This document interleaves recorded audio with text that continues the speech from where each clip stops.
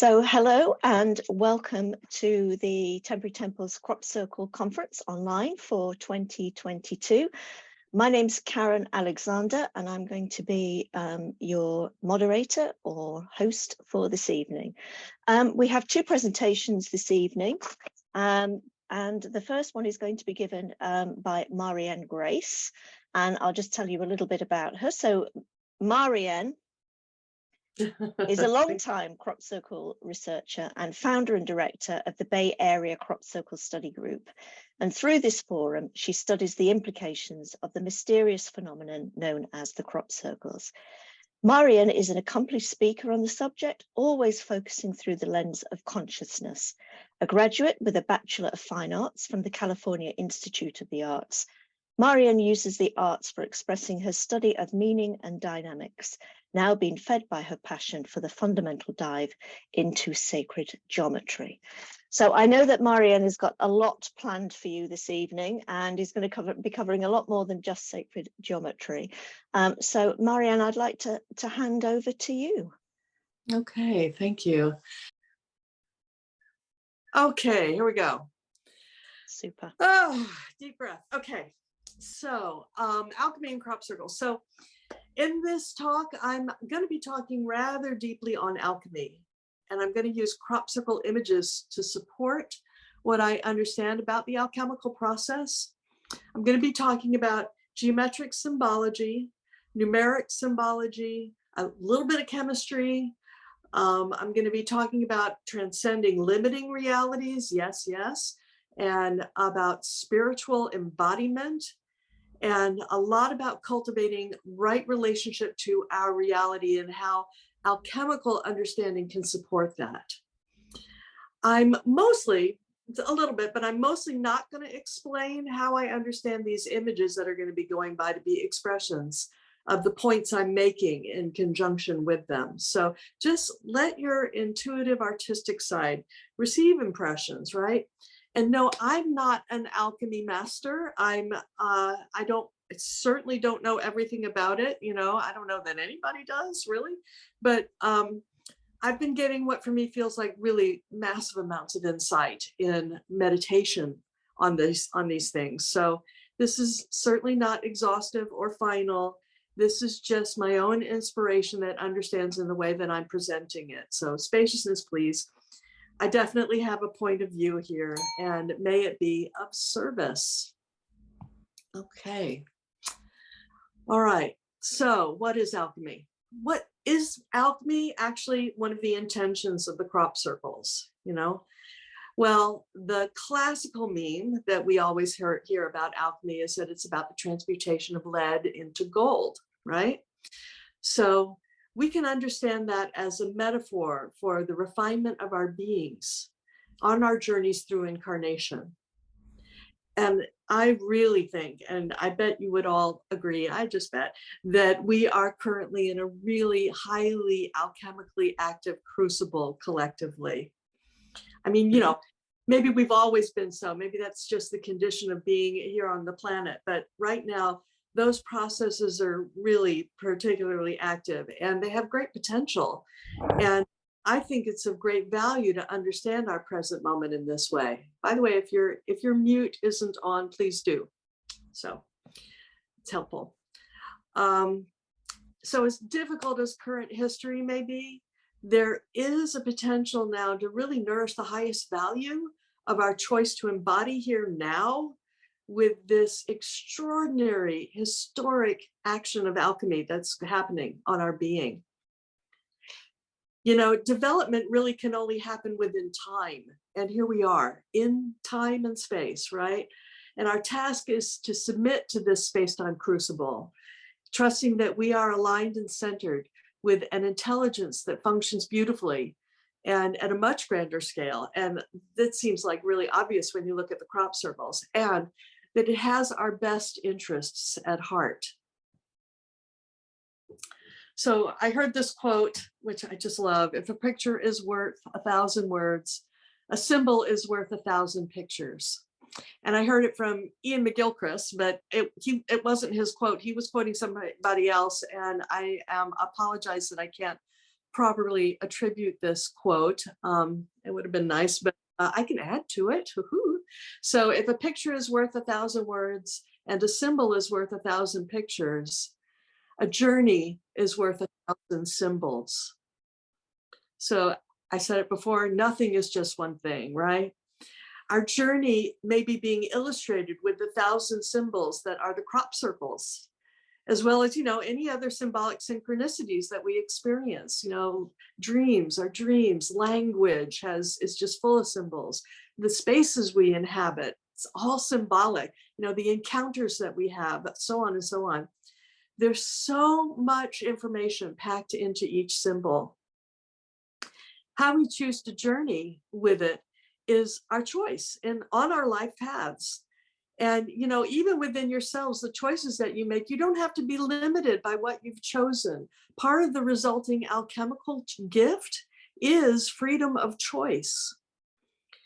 And regarding this particular interpretation of the crop circles with alchemy that I'm going to be guiding you through, excuse me, please don't let my choices deny any of your choices. It's not like I'm right. It's that this is a road that I find a good road to be on, and all roads can be holy and in service to the whole. So alchemy actually makes that so. It's you can make anything an alchemical journey. So if I were to claim what the intent, what the value of the alchemical process is, it would be this: from the static to the ecstatic. So what do I mean by that? Well, the static is any pattern that is stuck. The static is stagnant, it's sticky, it's stiff, and it kind of stinks. The static is patterns in creation that do not evolve. The static is all the patterns in creation that don't evolve. They can multiply. Oh boy, can they multiply, but they cannot evolve. Static patterns tend to be binary. And this is going to be important to remember as we start to go into this. Static patterns tend to be binary and polarized into limited realms of reference. It's any pattern that's not able to choose to explore in relationship to the unknown. The static is the prima materia. It's the fundamental. It's the material that we're putting in the crucible that's alchemically worked upon to transform and transmute into that alchemical gold, or you could also call it the philosopher's stone.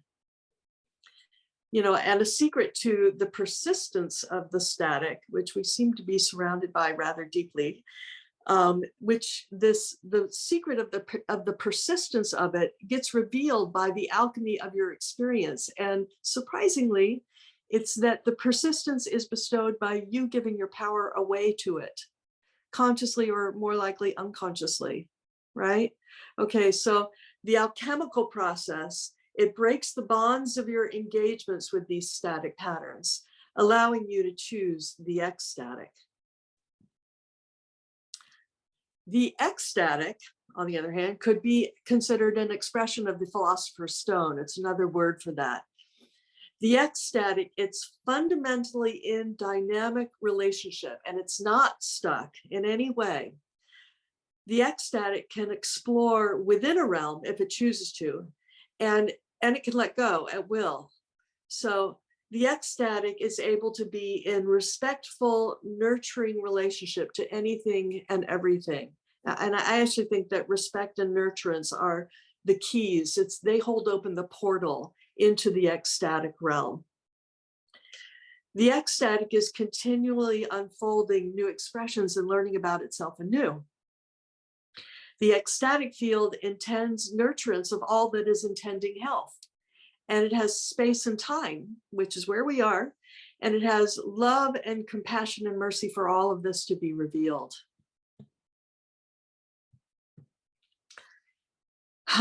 Wow, there's an ecstatic symbol for you, The ecstatic is a new relationship to reality that's anchored through receptive, sensitive individuals and community. And it's guided by what I was saying, respect and nurturance. And it doesn't exclude imbalanced relationships because they're held in time, which allows development, and revelation. Time allows development and revelation. Give it time, and space, which gives room to grow and express and relate. No relationship is stuck, i.e., static, and all can open to the dynamic unfolding of reality.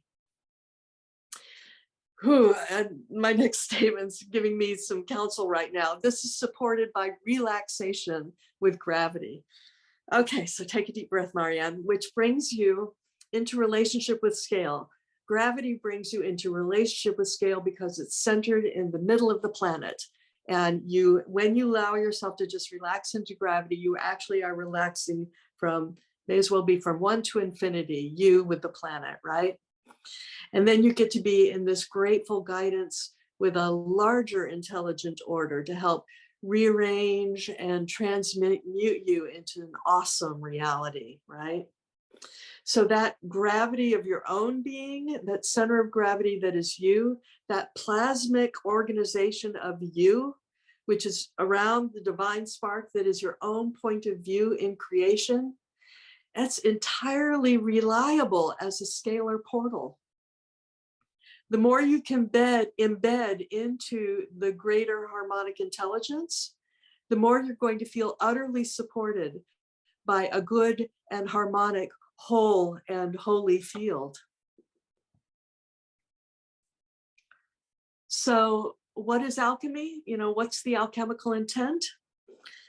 Well, it's a process of refining coarseness into higher states of order.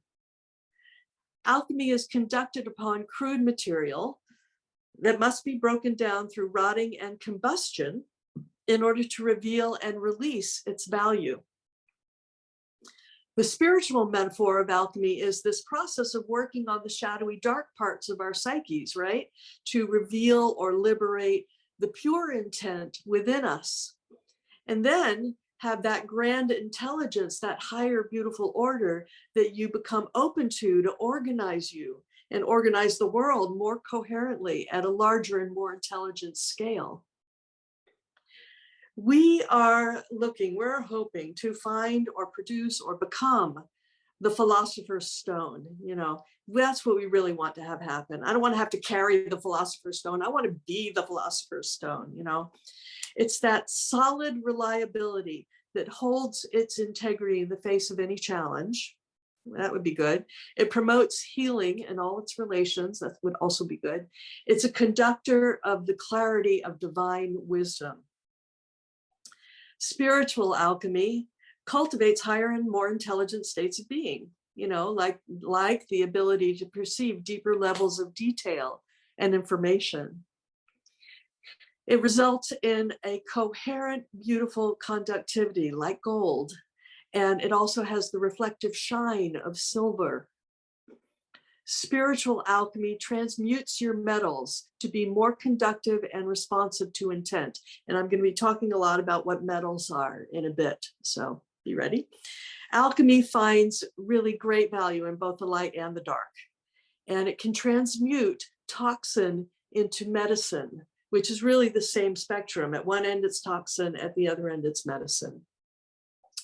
There's a purification involved that leaves you more aligned with greater beneficial good. The deeper the alchemy, the more the refinement. So this requires patience, which is time. Time is a good thing, right?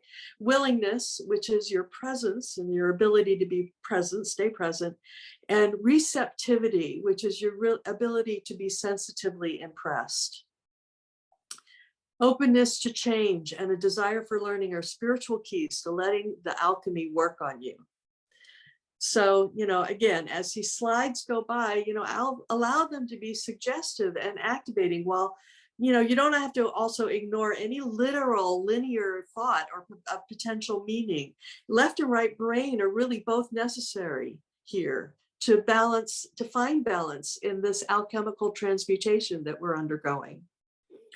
We can flow from static understandings to more fluid, open, and reflective understandings, and then into wonder, and then also into the wisdom of practicality. That's very helpful. So this is an alchemical upgrade. We're integrating symmetry, which is like that, the axis that's going from bottom left to upper right, with asymmetry, which is the other axis that you see here, while cultivating these deep, reliable alignments that can keep you balanced while interacting with these really highly charged polarities of difference. You know, alchemy is not just theoretical, not even on a spiritual allegorical level. There are active forces that are really active, like pressure and heat, charge, decay, time, reactivity, you know, dissolution. Gravity is an active force, and you know, that intelligence, that's a really active force, and it's directly influencing the experience of ourselves. And we have agency within that. We're not separate. We're not separate from the alchemist in the lab that's conducting the process. We're not separate from the intelligence center that's receptive to the influence from a much larger and more coherent scales, like the planet, for instance, you know, receptive to these impressions of the crop circles. We're not separate from that. You know, being able to be somewhat stable, which I need to take another breath. I'm a little nervous here. To know center and your relationship to scale, you know, will allow you to address the tension of opposites, which is that charge between differentials. And you'll be able to learn and strengthen and become resilient and healthy. So I'm inviting you to see geometry as dynamic. I mean, what is geometry? Geometry is basically, it's a collection of points in relationship, right? So the question is, are those points in static relationship or are they in dynamic relationship, which is the ecstatic, right? So as points relate, axes spin, and they create many, many more ways of relating. Each point has infinite possible ways of relating and find new levels of scale, and spirals do that really naturally. Balance, you know, i.e. being able to know your center while experiencing and dancing with this tension of opposites, it allows absorption and the transmutation of charge. And that helps keep us in center while opening to greater potential choices. The symbology in most crop circles is not usually directly equivalent to the classical symbology in ancient alchemy. They feel like upgrades to me and elaborations on these classical symbols. So it seems like we're being invited to learn how to comprehend these symbols from a beginner's mind, you know, in a more direct and experiential way. There are correspondences, however, between the ancient alchemical symbolic language and the crop circles that are really obvious, and also in, you know, not just with the crop circles, these alchemical symbols also correspond in chemistry and physics and the patterning of numbers and geometries. And really clearly, there are correspondences between alchemy, crop circles, and psychological and spiritual processes. So what are the alchemical symbols? Well, okay, we're going to look at a few of them, all right? So the processing of alchemy takes place within a crucible. That's our first symbol. And that's the container where forces are introduced to act upon the static material, that prima materia that you've put in it. And within the crucible, then other forces are introduced, and they can actually feel kind of hellish, you know, that they do have a holy intent. And actually one of the downloads that I got recently was all about hell, which is really interesting. And it's like, and that hell is not separate from God. Hell is not separate from the intent of the intelligent divine whole. You may believe it, which is what puts you in hell, but it's actually a holy hell, believe it or not. So, and alchemy is that holy hell. It's to produce an alchemical process on you. So in classic alchemy, The active operating forces are chemical elements, particularly sulfur and mercury, and then natural forces like heat and pressure and time.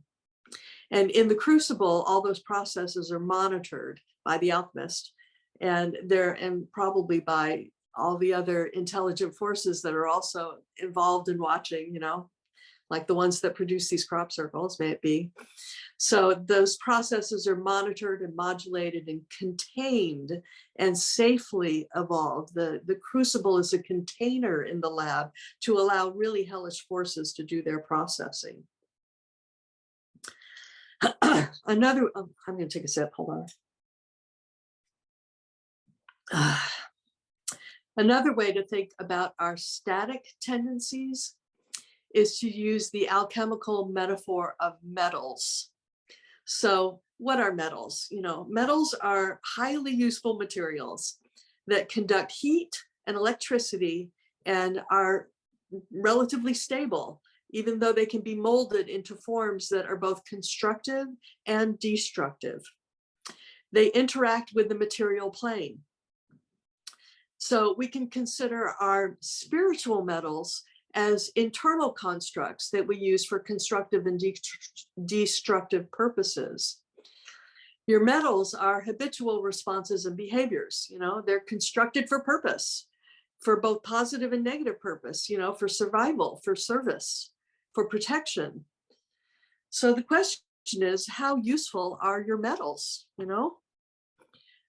There's a saying, about proving your metal. Do your metals work well for the purposes for which they were designed? Are your metals malleable? Are they flexible? Have their functions become rigid and brittle? Can your metals conduct charge without resistance? Do they produce static? Here we have that word again. It's if the charge is going through with resistance, it produces static. Isn't that interesting? Maybe they ring. Do they ring with clarity? Are they multi-purpose? Are they bent out of shape?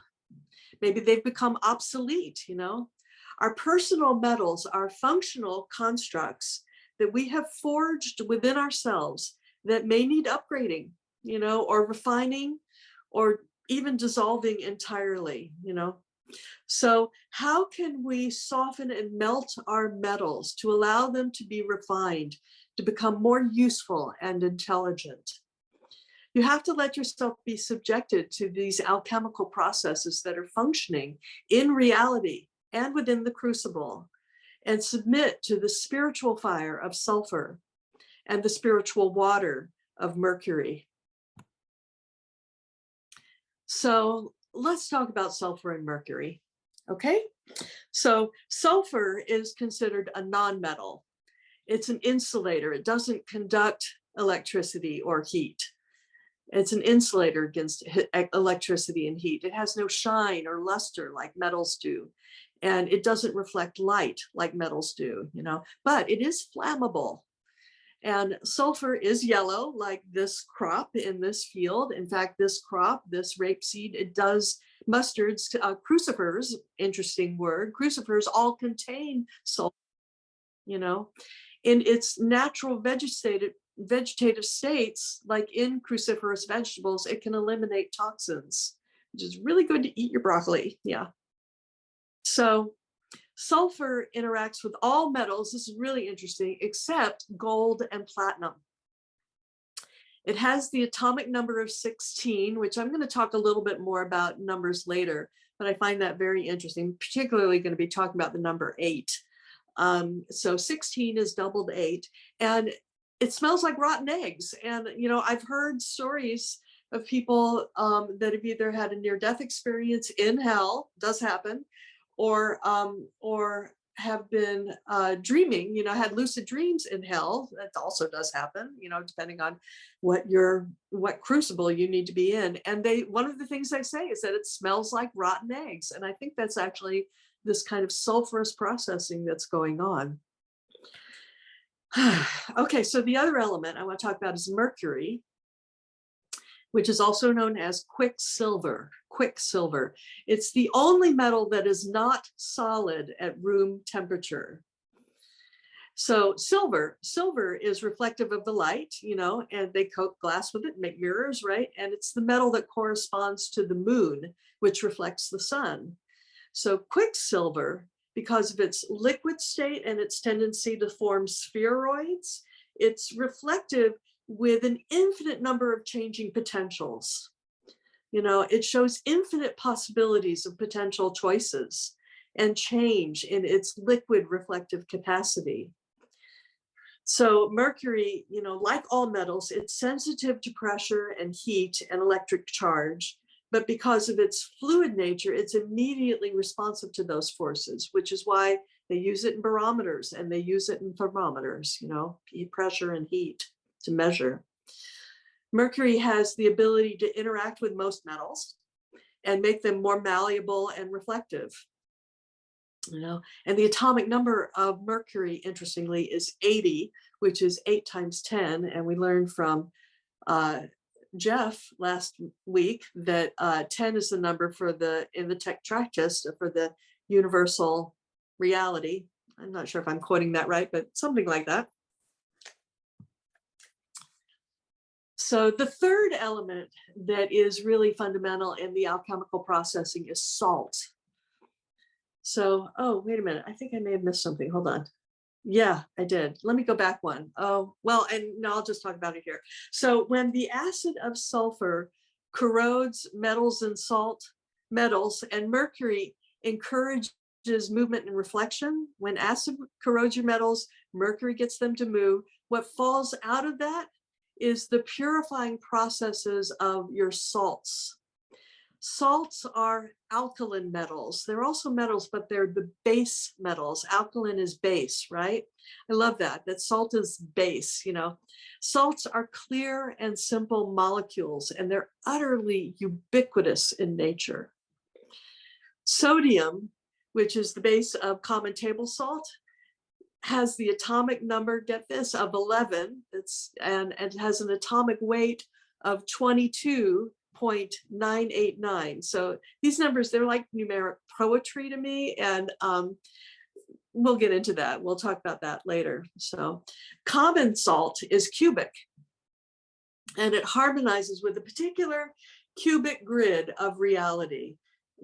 Cubes can entirely fill space and become a cubic grid along a particular orientation in 3D. So you could think of the matrix, that matrix reality that we're in. It's a cubic grid that we've entrained into by our particular identification in it and with it. And salts are stable in that grid, that particular choice of, up, down, right, left, forward, back orientation. But remember, salts dissolve in water and become fluid. Salt can become unbonded from any particular orientation in the matrix grid and find new relationship with unknowns. And even though salts are cubic, the alchemical symbol for salt is a circle with a horizontal diameter. The horizontal references this 3D reality, this particular matrix, while the circle is an infinity of possible points in relationship to that. So can your salt help guide you in this matrix? Salt is what is true and authentic about you. It's the purity within and underneath your metals. It's what gets revealed when the metals are dissolved. Are your salts nourishing and respectful? You have to refine your metals so as not to cloud the truth of your salt. Your metal should be in service to your salt, right? Your own alchemically refined salt is sensitive wisdom. It's the willingness to feel purely and align with that larger divine intent. So, the question is really, how pure is your salt? Are you worth your salt, Well, this particular crop circle seems to be a complex symbolic upgrade of the symbol. And these two are a little more obvious, but they're still pretty elegant upgrades, in my opinion. So these upgrades are implying that our salt should have a balanced relationship between opposites and not lose sight of center. It's from center that balance and ability to choose and navigate comes. How do we not resist the action of the alchemical forces that are inducing loosening of our bonds and that commitment that we have to those bonds, you know, and even an addiction to our internal metals and those constructs and contracts with external metals, you know, oh my God, we're so surrounded by these metals in reality. Can we surrender to the corroding and the melting of these metals, these psychological contrivances that have become unhelpful or even destructive or obsolete, you know, to reveal the original impulse of the pure salts that gave them structure to begin with? Your metals had a base, true reason to be created at base, you know. How do we let the cube dissolve to allow the rotting of the vegetative states, those static states, to be composted back into real value?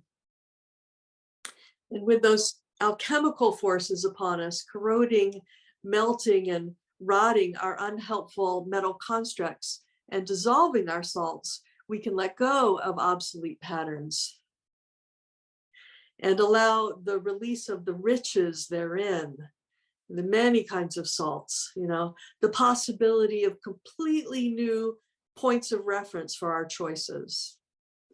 To not be stuck in any particular orientation of this matrix of reality, but to be free to explore in any matrix and actually grow a really beautiful garden therein. Or will we stay stuck in the same repetitive game, you know, continuing to run the bases and getting potentially stuck in a loop at every step, you know? You are both pitcher and batter. This looks like a baseball field to me. It's so interesting that it's a baseball, you know, baseball field. Take responsibility for your participation in the game. Okay, so here we have some geometric symbolic geometry. So I think of the circle as a realm. It's a realm. It defines a realm. So here's a circle. It's a realm of experience in kind of chaotic turmoil. So when you allow these shapes and visuals to be felt in the geometric language of alchemy, meanings emerge. I think that's extremely useful, you know. So a circle has an infinite number of points, which is why they can't define it. You know, it has to be defined by this number called pi, which is an infinite number, right? I can always add another zero. A circle is an infinite number of points, and it's an infinite realm of possible points of relationship to the center and to each other and to all the space in between, you know. There's a potential point of reference at every single point. You know, within the realm, it's an omnicentric universe, omnicentric, and it's ringing and finding its dancing partners at every level of scale. It's an infinite sea of possible relationships. You can discover sub-realities, little subsets, I like to call them, sub-realities that are somewhat durable, like geometries that are harmonic, for instance, or fall into little persistent eddies that you can find in this design, or islands of relative stability that you can get a little bit of perspective from, like those little tiny, there's little tufts on the right-hand side in this crop circle. Those relative stabilities can be either gifts or they can be traps for your soul.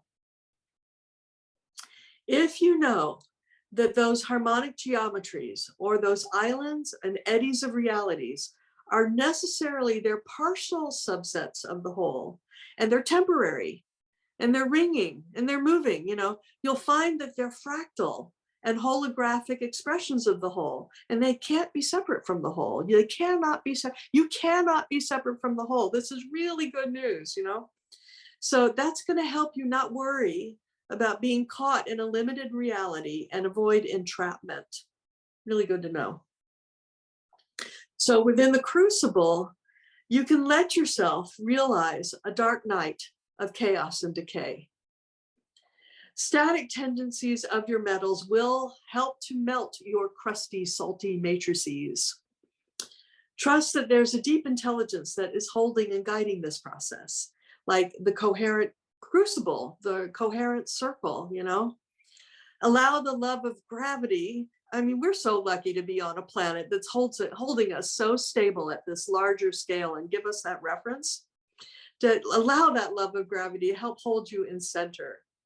And keep the fire moving by being sensitive to your emotions and through your breath, gently fanning the flames. And so with that attentive pressure and care, the realm of reference will begin to display coherence of movement and resonance into some vague and subtle elements inside. You know, these elements here are relating in paired ways, if you can tell that, almost orthogonally, you know, but also nearly pentagonally. So those are really strong resonance that can be trusted. Those are fundamental divine resonances that can be trusted to organize your inner system well. Know and trust your center, your essence, which is true, and plumb. Plumb is about being able to know gravity. The plumb line is what aligns you vertically to facilitate this process. And from your still coherent center, harmonics can more easily begin to pulse into space-time. And some harmonics ring much more loudly and thoroughly, like phi, and which rings at every level of scale, which is nice. The circles in this crop circle are in phi proportion to each other.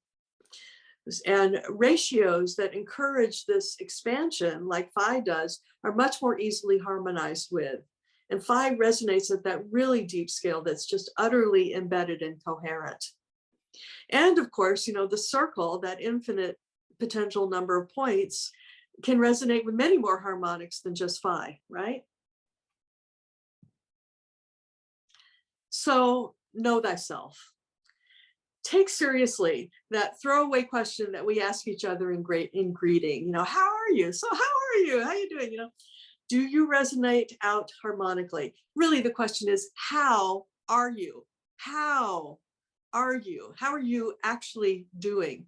Each pulse of how you resonate can find a new scale of harmonic exploration, even to the point of being able to meet an other, like those two little beings, or one being, maybe it's two eyes, that from where one is. You can meet other, you know.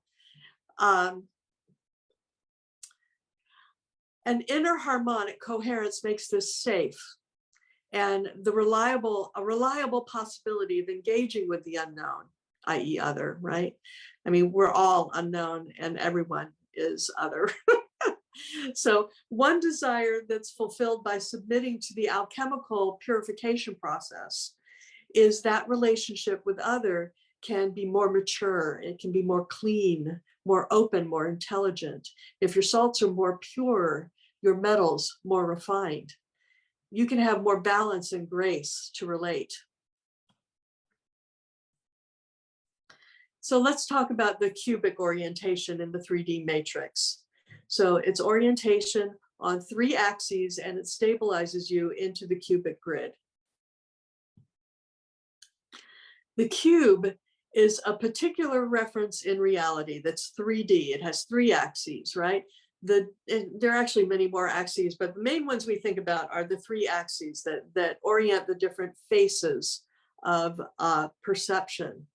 So those 3 different directions have really different qualities. You know, we know them in reference to space as up and down, right and left, and front and back, right? So on a different scale, for instance, on a planetary scale, it has north-south, which is pretty stable. You know, it wobbles a bit over 26,000 years, but for us, it feels really stable. You know, in the course of a lifetime, it's nicely stable. Let's hope it stays that way. You know, east-west, which is rotating around every day, you know.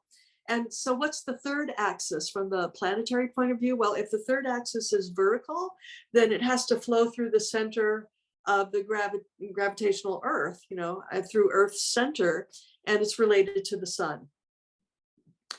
If those same three axes in personal identity as an incarnate being, your vertical would be who you are. Your horizontal, look around, it's where you are. And your front back is when you are, as you travel in space and your legs carry you around, it's who, where, and when, it's pretty amazing that it works that way. So in time, these three axes are also in time. You can reference it as the vertical is here and now in center. Your past is behind you, your future is before you. That's how we usually think of it. And the right left becomes these polarities of choices that steer you as you oscillate with those choices through time. So there's a lot of exploration that can be done with the cube, to say nothing about circling the cube, circling the square, or sphering the cube, you could say, which that meme of the square, circling the square or squaring the circle, whatever, it's practically ubiquitous in the crop circles. It is in so many crop circles. It's unbelievable. So, maybe these crop circles express processes of dissolution where salt can become more fluid and refined. So there are three axes here, but there's actually a fourth one. But these initial three axes of orientation here, they're really well formed, and they're informed by multiple scales of inner referenced phi ratios. All those circles are in phi ratio to each other. But they've arranged themselves to make room for a fourth axis to be revealed from the unknown. So what is the fourth axis? Here we have a fourth axis. If the three are who, where, and when, the fourth is how. That question again, how are you doing? It's the how of interacting, being here, How spreads out. It's a 360 axis. It's very interesting. It's an axis of expansion and contraction. And it spreads out in every direction, right? 360. And in that, it finds new harmonics of relating. So this is actually kind of a clue in how to transcend the 3D matrix. You have to be sensitive to your how. You have to become sensitive and intelligent about it, about how you are here. It's very helpful to know where center is and start from there. Always good. Good dancers, I always love this. I love watching dancing. It's one of my favorite things to do. Good dancers really know where their center is, and they know their range of motion. I think range of motion is an expression of your health, really. And they know how to swing out and express in really new and surprising ways that even they don't know are coming. It just kind of emerges out of their alignment in gravity and their knowing their range of motion. They know how, really good dancers, they know how to not harm themselves or their partners, and they have this intuitive relationship to gravity that allows them to oscillate freely without losing that security of center. That skill, it's a combination of both freedom and safety. Freedom and safety. We have that set up as a polarized thing. You can either be free or you can be safe, but you can't do both. But no, it's freedom and safety. We really strive to cultivate this. So there were quintuplets in the fields before there were triads. As far as I can tell, in the crop circle record from my research, there were quintuplets before there were triads. And it seems to me like that was saying that it's helpful, have some stability, orient yourselves, know where you are in reality before moving on to recognize more precisely where and how you are. So, if you know your center, then you can have the fortitude and balance with which to experience duality. The first triad in the crop circles, which I think this was it. It was in a line. It wasn't a triangle. Usually when we think of a triad, we think of triangles, but no, it was this. So the point of view we are encouraged to embody is from center, this really large self that is able to hold a relationship that feels equanimous, that feels equal to a polarity. And, you know, note that this particular crop circle was created on the tram line, right on the tram line, acknowledging and basing itself on our 3D reality. So allow yourself to stand in center and see that there are polarizations. Just keep your balance, be grounded in center, and recognize we are in a polarized realm. And polarities can be quite complex and yield a lot of information about where you are. See it, you know, look back and forth, rotate around it, you know. There are, in this crop circle, there are concentric rings of resonance on the upper left, and versus on the other side, there's a polarity, there's a duality, two little tufts in the center that are kind of ringing out. And then in the center, it's that grid, really complex, full grid of being able to understand the reality that is in the middle of that or produced by that. So, you know, life, I think, necessarily has ubiquitous polar referencing. It's difference that creates charge. That's our ability for sensitive relationship. Charge is synonymous with feeling and sensitivity. Polarity occurs with all pairs of differentials. Charge occurs with all pairs of differentials. So geometries are describing differentials in relationship, and thus they're describing dynamics of charge. From the balanced reference point between two polarities, a choice of relationship can be made, even to step out of the weight of that relationship entirely. You know, if you have a centered relationship in yourself, this can actually be really easily done. And the relationship of the equilateral triangle, which I think those smaller points are actually in equilateral triangulation to each other, that allows duality to be seen fully and in perspective. The equilateral triangle is a balance of opposites that the two opposites are a singularity on one point, and on the opposite side is a polar duality. So it's singularity and polarity held in balance. And from there, you know, we can have revelation of a larger and more complex reality that's active and influencing us, and, you know, able to start to move and do really interesting things, right? So how are you doing? I ask again, are you reflecting reality? Does your metal reflect without distortion? Or are you off center and obfuscated by interference patterns? Can you dance with asymmetrical realities that can create new harmonics and beauty? Have you proven your metals? Are you worth your salt? Can you integrate a resonant singularity, the self at center, with polarities at multiple levels of scale? How resonating? How are you doing? Allow the unknown to influence and inform your center and get you to spin in new ways, to give you new range of motion, to learn anew. That chaotic inner turmoil of your emotional chemical realm, it will be supported by a deep alignment.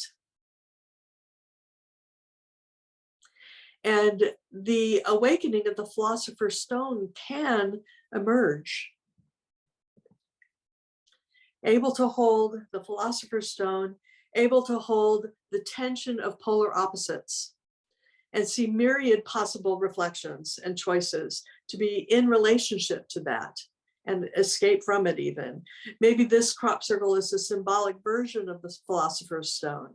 It's interesting that I just noticed this, always is teaching me. It's interesting that this design is not held in a circle. It's not limited to a particular realm. It's actually in that intersection of the Vesica Piscis between two circles, two realms that you don't even see here.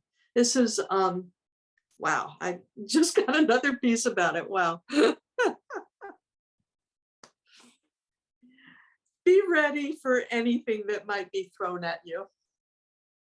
Know your whole scepter and how the scepter cycle, I have this thing called the scepter cycle of perception, reception, inception, conception, proception, and the return of perception is functioning with you.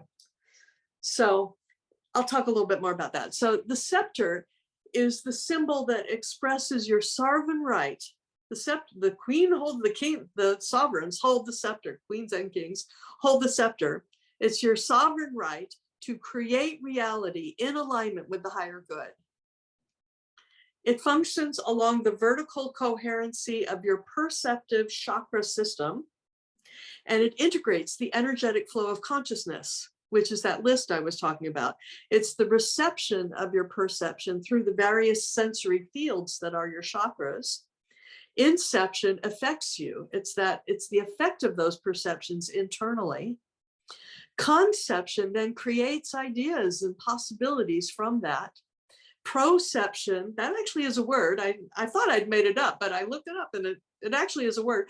Proception projects those concepts back out and influences and creates realities. And then you're able to get the feedback, perception again. So this is the scepter cycle. And at best, this scepter is coherently channeling perception of the torus field of all possible relationships, harmonically and sensitively through your center at the heart. And the purer your salt, and the more refined the metal of your scepter, the more you will be able to relax into the support of that vertical and that unified, ecstatic, larger realm for guidance and strength. You know, and there is other throwing you curveballs in the game, you know, and they have their own scepters and intentions and frames of reference. And so this alchemy, the alchemy of this process of perfecting ourselves, it's really valuable, and it's able to help us prove our metals in relationship. Okay, so now I'm going to talk about the number 8. So 8 is about static looping versus ecstatic dancing. Remember, this is all just my language. This is just how I like to talk about it. So, but I think it's very useful. So here I go. So an infinite exploration of a single duality, the realm, is symbolized here, right? The infinity symbol is the number 8 in the horizontal realm.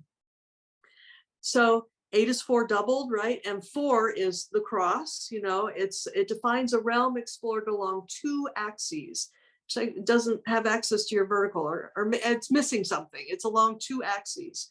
So the double 4 is infinite looping between and within 2 polarized realms.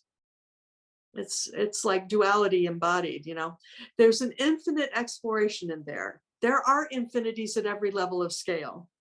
At every level and scale. It's an infinity of infinities, but that can be used to entrap. You know, binaries can double, but they cannot evolve. So what do we do? Well, the symbolic way out is to add 1. You, that 1 is you in balanced center and seeing the whole of the situation. And that's the symbol of the circumpunct, you know, that symbol of the sun, which is the circle with the point in the center. It's, you know, that's what happens when you put your compass on the page and draw the circle. It's the oneness. It's you and the whole, in the whole, not separate from the whole. You cannot be separate from the whole. Really good news. So realization of the infinite potential of polarization can allow you to see it as a whole and to step out of it. The release from the static looping pattern is enabled by seeing the meta pattern of multiple fractal scales of potential interacting with you. We need to learn to balance in centered symmetry with dancing asymmetries and trust the harmonics.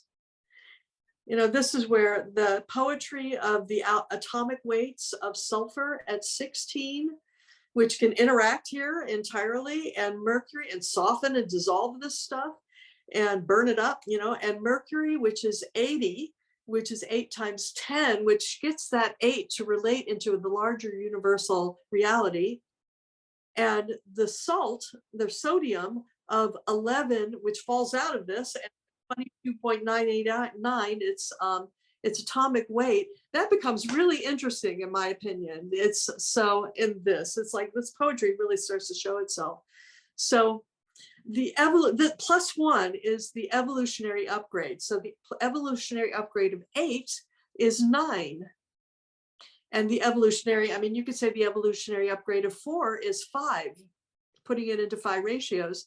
Evolutionary upgrade of 2 is 3, that is putting it into perspective. So here, the infinity loop is within the crucible, right? So the alchemical symbols of fire, which is an upward pointing triangle, and water, which is an opposite downward pointing triangle, are inside the infinity loop here. So sulfur, which is spiritual fire, and mercury, which is spiritual water, have been introduced here. And the arcs that go through the center are influencing from outside the crucible and informing and supporting this process. It so happens that, there are 2 glyphs of sulfur that I think are subtly referenced here. The first one is this upward pointing triangle with a cross attached to the bottom edge. And the other one is this infinity symbol with a twice crossed vertical attached to its center, its 0 point. That second symbol in particular seems to be about introducing multiple resonant forces into the center point of an infinite looping reality. And you could call an infinite looping reality a metal. That's actually a good way to think about it. And also, I think the symbol for Mercury is also kind of subtly referenced here. It's the same as the symbol for the planet, which, it's that circle with the arc above and the cross below. The prima materia of the metallic infinite looping, it's being acted upon by sulfur and mercury, which will break the bonds that are out of integrity with the pure salt, the pure intent. Maybe that's what those 2 dots are, and introduce the potential for many more scales of influence and reflection. The metallic chain of looping can be broken. And we have support. We have so much support, like these crop circles. They are forces working on our enslaving patterns to break the endless polarized cycling and allow freedom to be released.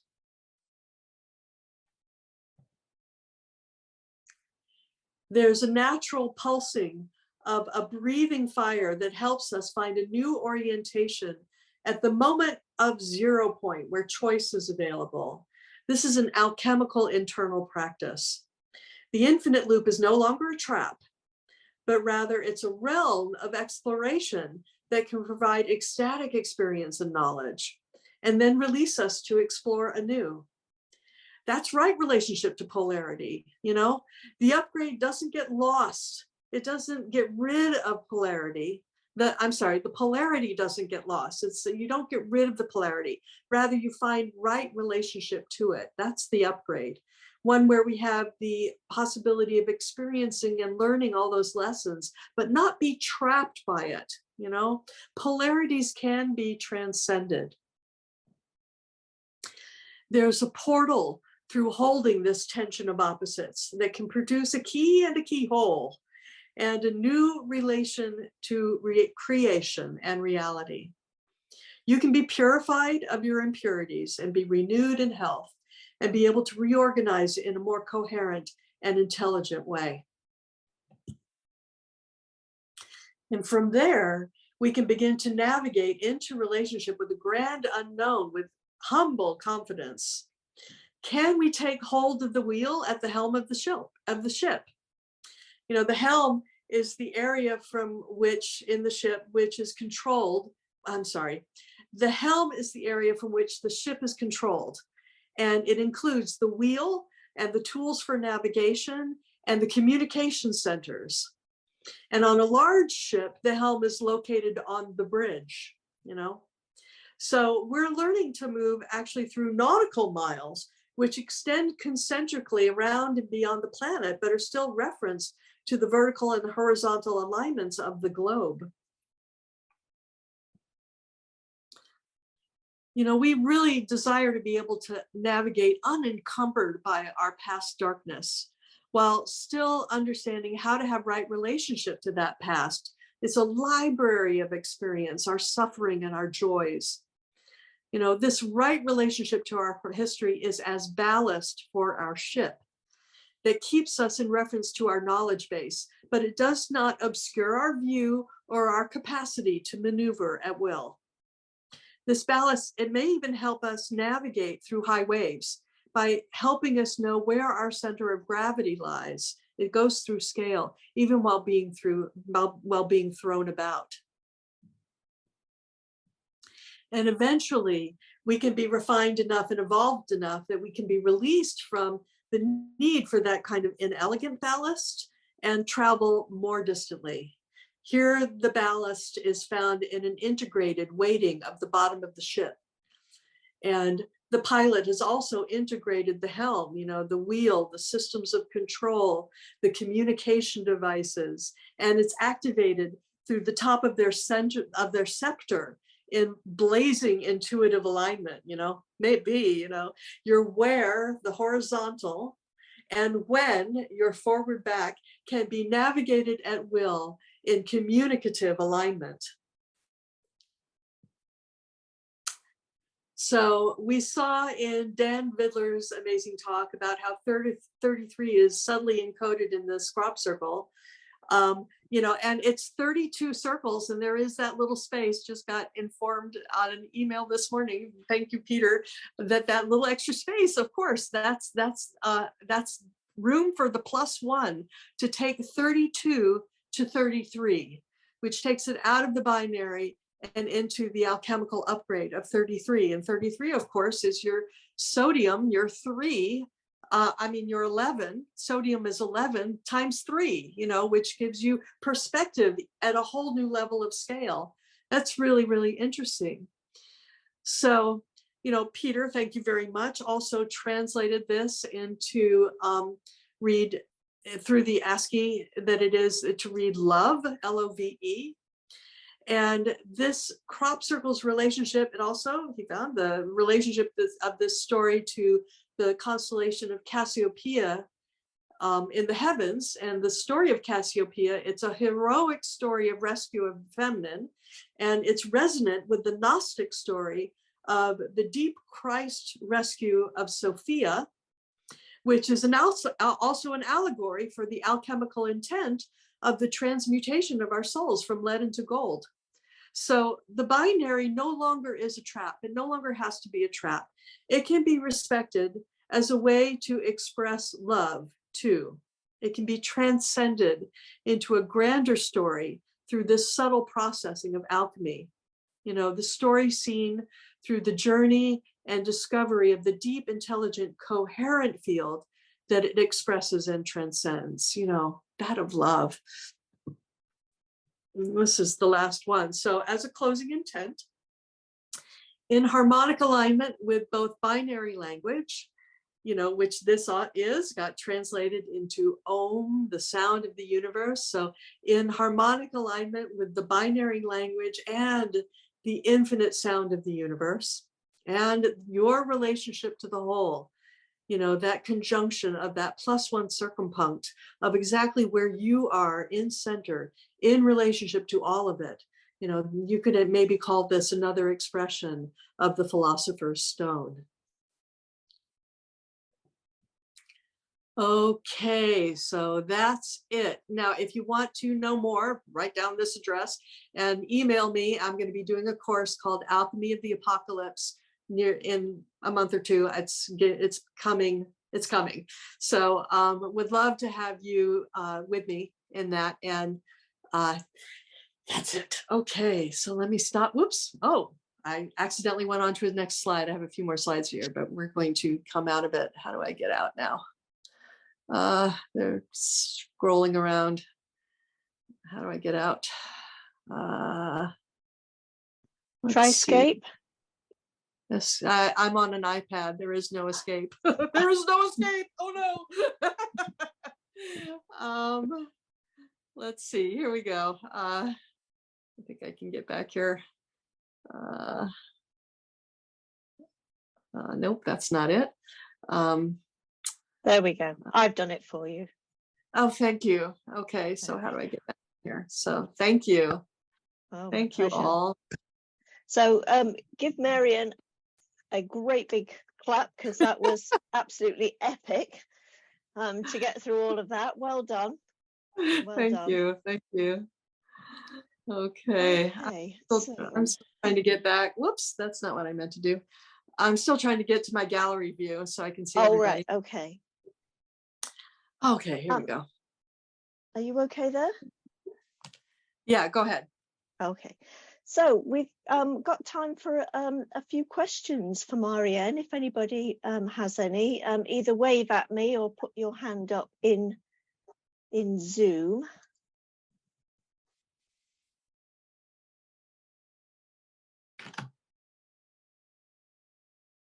Oh, Melanie, hi. Marien, I'm interested in the concept of transmutation and what you talked about. Can you just describe what you mean by transmutation and what you're feeling about that? Transmutation, transfiguration, those are words that are kind of used synonymously. Well, you know, it's the ability, I mean, alchemy really is transmuting one substance into another substance so that you become really fundamentally different.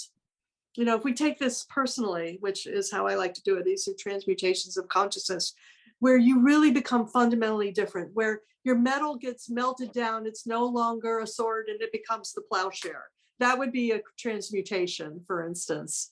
Does that answer your question? It would be along those lines. Okay, great. Thanks, Melanie. Anybody else got a question for Marien? Megan. So thank you so much. That was just pure poetry, just to hear all the connections and the way that you describe things. And it actually put so many things together for me, but I'm still reeling a little bit. So I guess my question was more just personally, as you've sorted this out and used crop circles as sort of this springboard to get to some of the understandings, how does it impact, like, I don't know what kind of artistic expression you do besides the poetic expression and writing. How does that impact maybe your visual arts, or how would you express that in a? Well, at this point, my art is creating these talks, you know? So, I mean, I used to, in college, I did something called post-studio art. I wasn't really doing the art, kind of art like I see behind you. I wasn't painting or sculpting or anything. I was doing something called post-studio in this very kind of hippie way.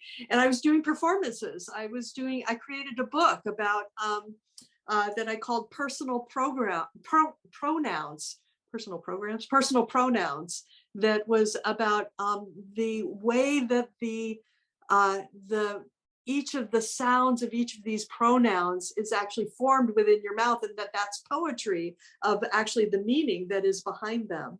So I'm really, really interested in kind of, not as fact, but as poetic license to find this kind of meaning that is embedded, this kind of holographic meaning that is just touching our hearts and is trying to support us and get us to be in awe of reality. you know, certainly the crop circles are doing that, you know. Oh my God. So it's like, yeah, does that answer your question? It's a Sure, thank you you. know, I bet you're gonna have a new relationship to that crop circle that you put up behind you now. Yeah. Thanks, Megan. Thank you. Anybody else got a question for or a comment? Jonathan, I can see that you have your hand up there. Yeah, as Megan said, poetry, pure poetry. Two things. One, the phrase, the infinite loop of reality. That I'd like to talk more with you about at some time, because somebody had told me what you need to do is be able to draw a circle around infinity. Ah. Draw a circle around infinity. Well, maybe through an infinite loop in reality. So I don't know, I'm just playing with that poetic phrase, but that, you know, there's just so much out there. I mean, last night I was watching the stars and then imagining how far, you know, this telescopes are taking us out now, Hubble and James. I mean, it's the immensity of reality is infinite. But in all that context, though, I had a nice synchronicity this morning. I was reading, I didn't know you were going to be talking on alchemy, but I'm reading on the great chain of being. And the great chain of being has a key element where alchemy is the great chain. The great alchemy uses the great chain of being for the basis of its cosmology. And it might be something to explore, because you really covered the cosmos with all of it. I mean, there's just a lot, the associations and the forms and the poetics. So, and it gets into the fact that since all beings are linked into the chain, so that there was a fundamental unity of all matter, the transformation from one place in the chain to the next might, according to alchemical reasoning, be possible. In turn, the unit of matter enabled alchemy to make another key assumption, that the philosopher's stone, which somehow gathered and concentrated the universal spirit found in all matter along the chain, and enables the alchemical transformation, which gets into this transubstantiation and transmutation.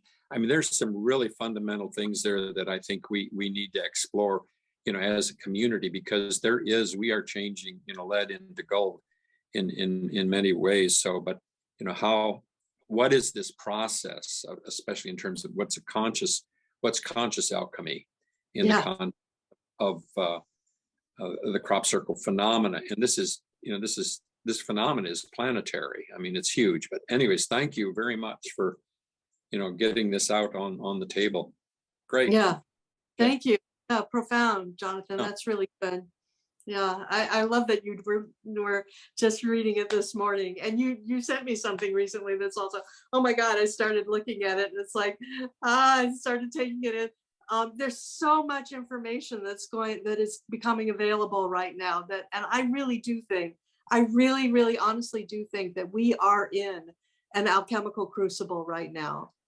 And how do we allow ourselves to be subjected to that kind of force? It's intense, it's hellish. And how do we actually not like numb down? You know, I heard a lucid dream of someone who was in hell, and this is common if you do have these dreams, where you are in a cage, which is a metal construct, where you are kind of separated from the forces that are trying to get in there and help process you. You know, that sulfur it's on your side, you know, it's trying to help you break down. It's a divine force, this sulfur and mercury, that, you know, can be toxic if you don't have them in right relationship. But if you are allowing yourself in center and in meditation and in really relaxing into it, to have these hellish forces actually inform you and show you your metals that are no longer functional. Let them start to break down. I mean, this is really profound. It's really profound. So two quick things. One quick thing, in spa cultures, sulfur baths are absolutely wonderful. That's a whole other thing. We'll go there. A second thing, though, I want to go on record here, where I am working on the great chain of being and actually it's transforming into the great change of being. Very good. Yeah, so we're at a point where I think our ontology of humanity is itself transforming. Yeah. Robin will clarify that for me. Yeah. Thank you. Okay, well, thank you so much again, everybody. Thanks to Marien again. Thank you very much. Thank you. Thank you. Thank you so much.